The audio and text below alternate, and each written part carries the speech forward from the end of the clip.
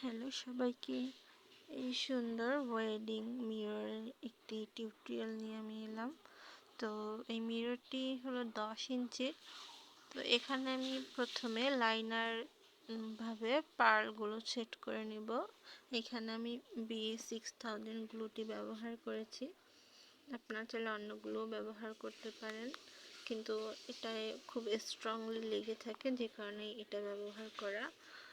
তো আয়নারকে আমি 2 রাউন্ডে পার্ল বসিয়ে নিলাম, দেখতেই পাচ্ছেন। আপনারা চাইলে এখানে অন্য কালারও দিতে পারেন, এটা আপনাদের নিজস্ব ইচ্ছা। তারপর আমি সাদা ছোট ছোট গোলাপ ফুলগুলো বসিয়ে নিলাম।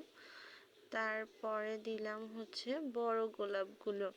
যেহেতু এটা একটি আপুর কাস্টমাইজড অর্ডার ছিল, সে কারণে তার চাহিদা অনুযায়ী এটি তৈরি করা হলো। দেখতেই পাচ্ছেন কত সুন্দর এই ওয়েডিং মিররটি।